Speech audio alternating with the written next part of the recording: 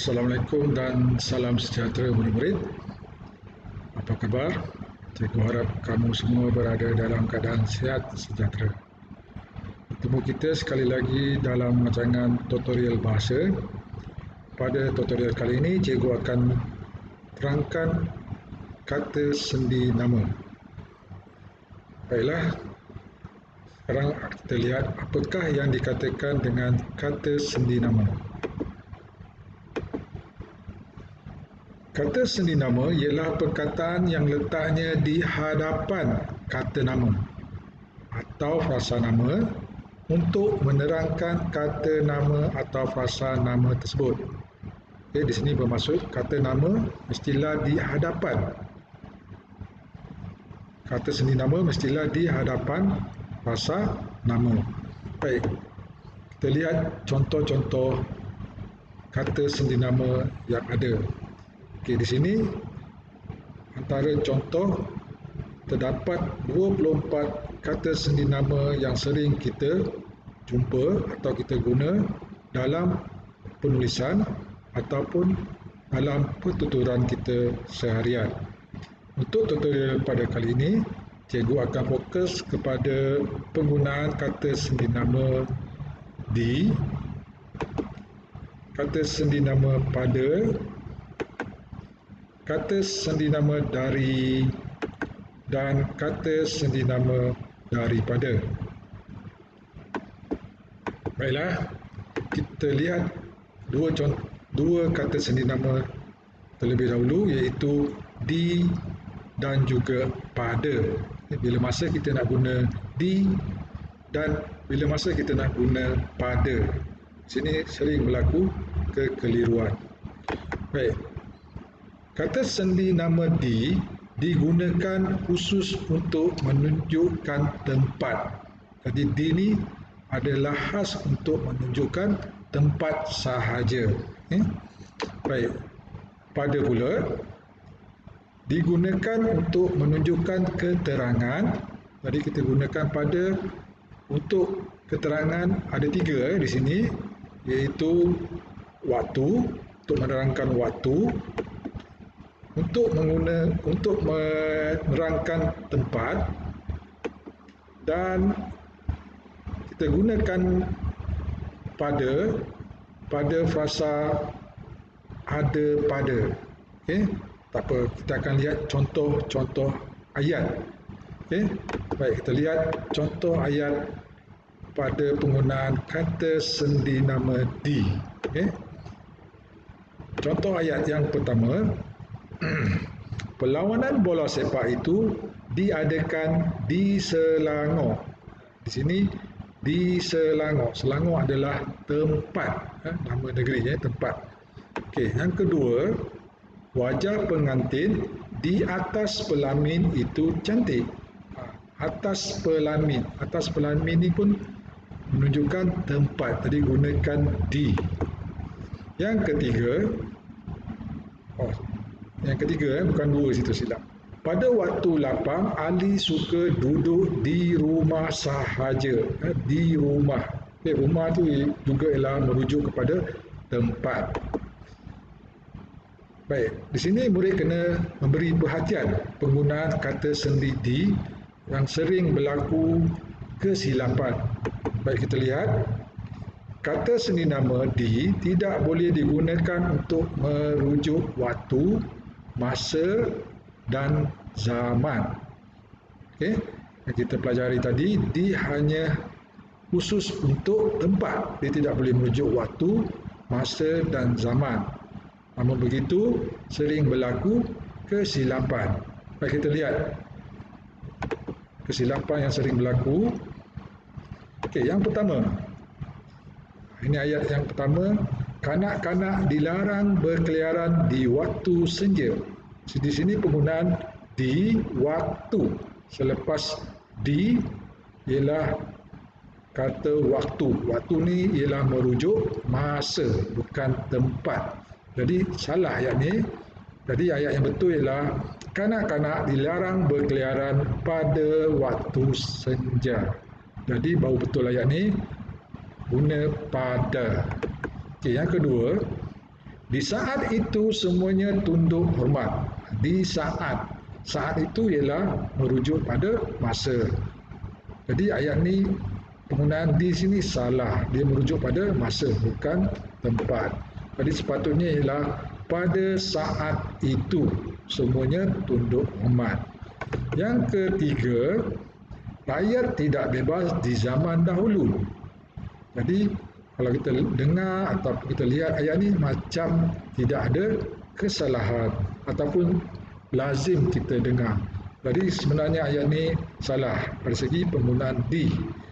Ayat sebetulnya rakyat tidak bebas pada zaman dahulu. Jadi murid-murid perlu berhati-hati dengan penggunaan kata sendi di. Ingat, kata sendi di khusus merujuk kepada tempat, bukan untuk waktu, masa dan zaman. Seterusnya, kata sendi pada. Kata sendi pada digunakan untuk merujuk keterangan waktu, tempat dan ungkapan ada pada. Baik, kita lihat contoh-contoh ayat. Encik Saifuddin guru bahasa Inggeris pada masa itu. Jadi di sini masa itu merujuk waktu. Jangan guna di masa itu. Okey. Yang kedua, kapal terbang itu akan berlepas pada pukul 8 malam. Pukul 8 malam merujuk kepada waktu. Jadi gunakan pada. Seterusnya yang ketiga, jadual waktu ditampal pada papan kenyataan kelas. Papan kenyataan ini merujuk kepada tempat. Jadi gunakan pada. Seterusnya yang keempat, di sini yang dikatakan ungkapan ada pada. Okay? Barang-barang yang ada pada guru itu untuk pembelajaran di dalam kelas. Jadi merujuk kepada ungkapan ada pada. Seterusnya, murid-murid sama juga seperti dengan di, perlu memberi perhatian pada penggunaan pada. Baik, apakah yang sering kesilapan yang sering berlaku? Kata sendi nama pada tidak boleh digunakan untuk maksud sasaran. Di sini kita gunakan pada, kita memberi sasaran kepada seseorang. Okey, contoh ayat. Kita lihat contoh ayat. Pada siapa buku ini hendak diserahkan? Di sini dia sasarkan kepada orang. Pada siapa? Okay? Jadi ayat ni salah. Sepatutnya ayat ni ialah kepada siapa buku ini hendak diserahkan. Jadi pada tidak boleh disasarkan kepada seseorang. Ayat yang kedua, kemalangan ini mesti dilaporkan pada polis. Okay? Kita macam biasa dengar perkataan macam ni. Jadi sebenarnya penggunaan pada di sini salah sebab dia memberi sasaran kepada polis, pada seseorang. Jadi ayat yang sebetulnya ialah kemalangan ini mesti dilaporkan kepada polis. Seterusnya, kita lihat penggunaan kata sendi dari dan daripada. Kata sendi ini juga sering murid keliru penggunaannya. Baik, kata sendi dari digunakan untuk menyatakan masa, arah dan tempat. Di sini dalam kurungan tu cikgu ada bagi akronim MAT, M-A-T. Jadi untuk mengingatkan penggunaan dari ini, kamu ingat perkataan MAT.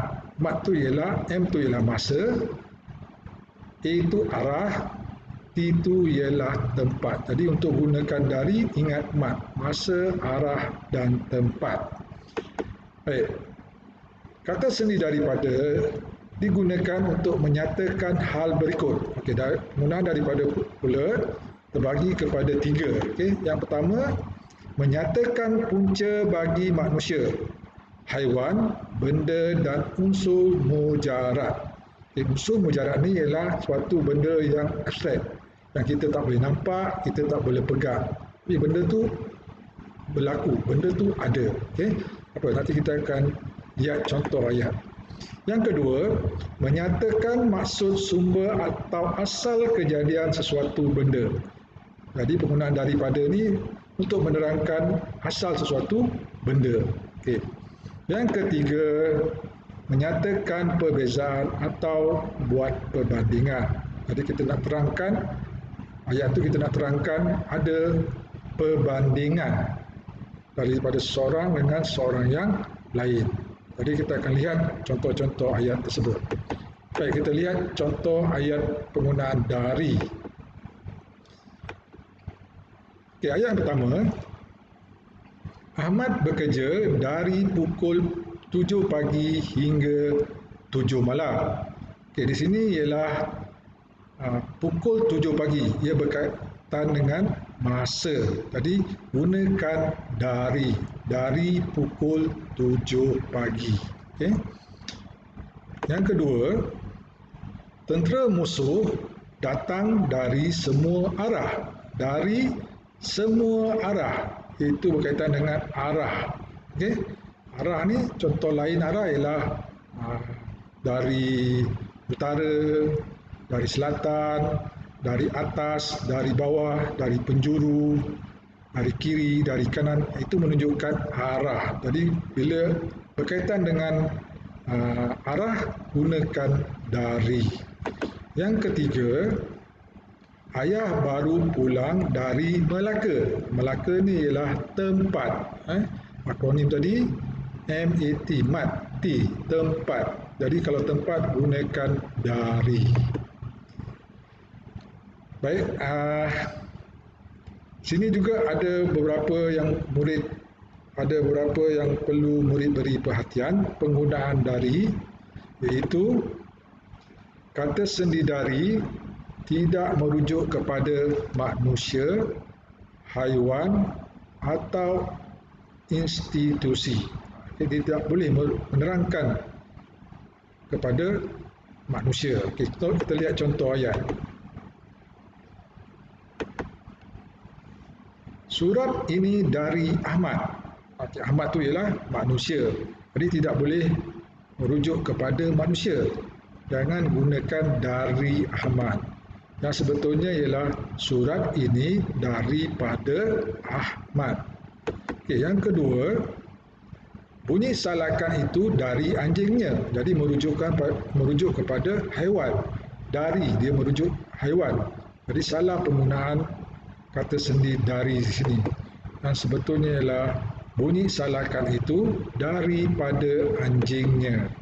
Okey, yang ketiga, wang sumbangan ini dari Yayasan Bakti. Dari yayasan, ini institusi. Tak boleh guna dari. Guna daripada. Wang sumbangan ini daripada. Jadi penggunaan dari tidak boleh merujuk kepada manusia, haiwan dan institusi. Itu maksud dia. Okey, seterusnya kita lihat pula kata sendi nama daripada. Seperti yang kita terangkan tadi, ada 3 penggunaannya. Baik, di sini penggunaan yang pertama, menyatakan punca bagi manusia, haiwan, benda dan unsur mujarad. Macam contoh yang kita belajar dari tadi, tidak boleh untuk manusia, haiwan, benda dan unsur mujarad.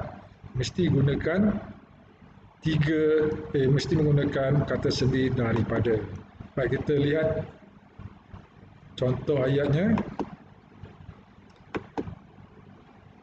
Sumbangan ikhlas ini daripada beliau. Beliau tu ialah manusia. Dia memberi sumbangan, memberi bantuan. Jadi gunakan sumbangan ikhlas ini daripada beliau. Seterusnya yang kedua, madu daripada lebah ini boleh dibuat ubat penawar. Okey, di sini madu tu berpunca daripada lebah. Okey, jadi gunakan daripada. Okey, punca dia ialah haiwan tu, itu lebah. Okey, seterusnya yang ketiga, kita perlu belajar daripada sejarah masa lalu supaya tidak berulang lagi. Ini yang dikatakan unsur mujarad. Sejarah tu sesuatu yang kita tak nampak, kita tak boleh pegang. Jadi peristiwa itu berlaku. Jadi gunakan daripada. Itu yang dikatakan unsur mujarad. Baik, seterusnya kita lihat penggunaan kata sendi daripada yang kedua, menyatakan maksud sumber atau asal kejadian sesuatu benda. Baik, contohnya kamu nak tulis, nak terangkan asal sesuatu benda itu. Baik, kita lihat contoh ayat.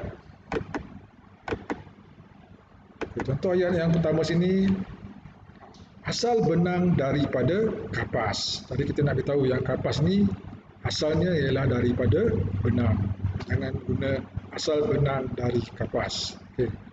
Yang kedua, perabot daripada kayu jati itu amat mahal. Okay. Perabot daripada kayu jati itu amat mahal. Kita beritahu yang perabot itu asalnya, puncanya ialah daripada kayu jati. Gunakan daripada. Okay, yang ketiga, keputusan ini hasil daripada perbincangan yang teliti. Okay. Ada perbincangan, kemudian ada keputusan. Jadi keputusan itu adalah daripada perbincangan. Baik, seterusnya, yang ketiga, daripada digunakan untuk menyatakan perbezaan ataupun kita nak buat perbandingan. Baik, kita lihat contoh supaya kamu boleh nampak. Kamu boleh nampak. Baik, di sini kita nak buat perbezaan Ali dengan adik. Adik saya. Saya ada adik dan saya nak bandingkan dengan Ali. Siapa yang lebih pandai? Ali lebih pandai. Jadi kita nak beritahu Ali lebih pandai daripada adik saya. Okey. Ali lebih pandai daripada. Gunakan daripada. So ini ialah perbandingan. Itu juga ayat yang kedua ni.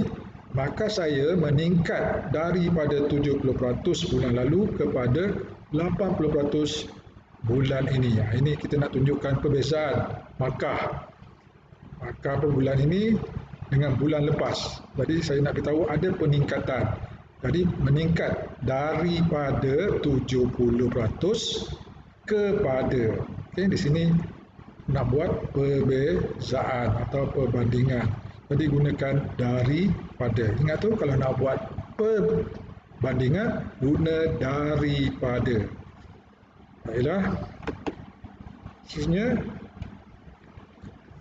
murid-murid kena memberi perhatian penggunaan daripada, iaitu yang pertama, kata sendi nama sering berpadanan dengan kata sendi nama kepada.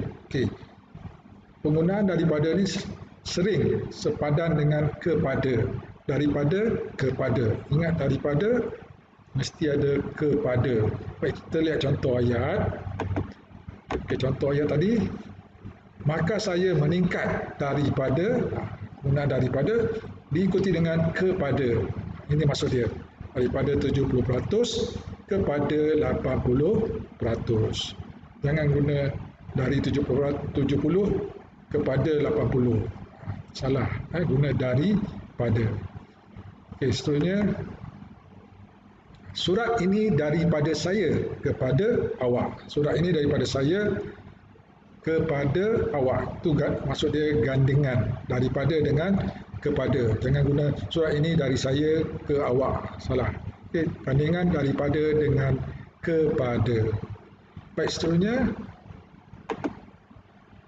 Yang kedua, silih ganti sendi nama dari dengan sendi nama daripada. Inilah kekeliruan yang sering berlaku. Okay. Mereka murid tidak gunakan daripada tapi guna dari. Baik, contoh dia. Kelakuan ini lain dari yang lain. Kelakuan dia lain dari yang lain pada hari ini. Di sini digantikan daripada tu dengan dari. Walaupun macam dengar macam betul ayat ni, kelakuan dia lain dari yang lain. Lain dari yang lain. Sebenarnya ialah salah. Okey. Yang sebetulnya ialah kelakuan dia lain daripada yang lain pada hari ini. Okey. Baik, seterusnya. Baiklah, setelah kamu belajar atau dengar tentang penggunaan kata sendi, 4 kata sendi ini, jadi kita cuba buat sedikit latihan. Okey. Di sini cikgu ada 7 soalan dan cikgu bagi masa 1 minit. 7 soalan. Okey, kamu cuma catat saja apakah jawapan yang sesuai bagi 7 ayat yang dipaparkan ini.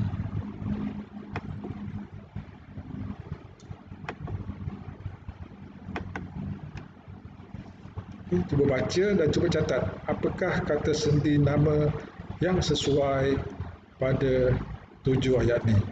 Kata sendi yang kita belajar dari tutorial ini.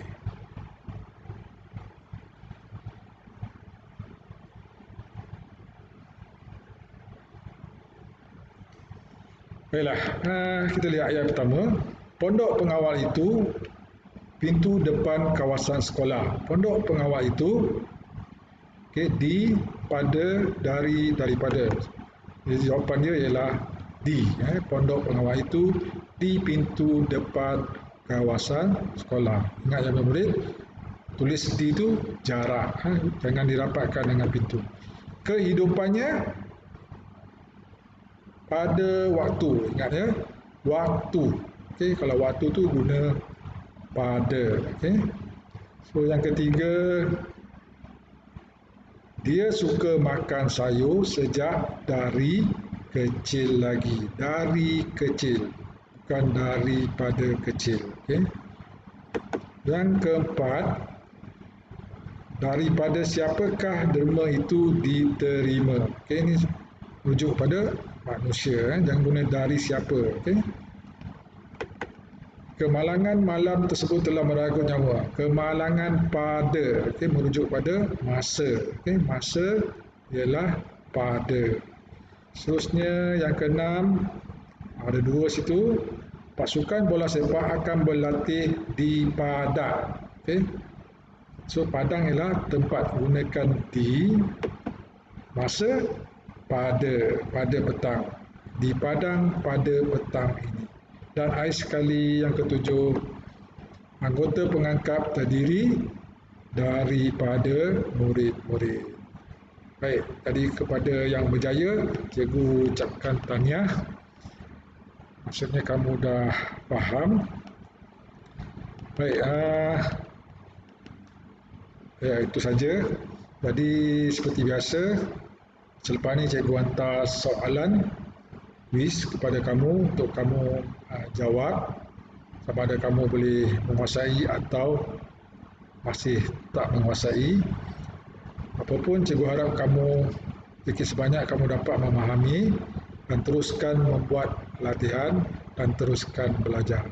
Semoga kita berjumpa di lain tutorial. Cikgu harap kamu jaga diri, jaga kesihatan dan duduk di rumah. Sekian, terima kasih.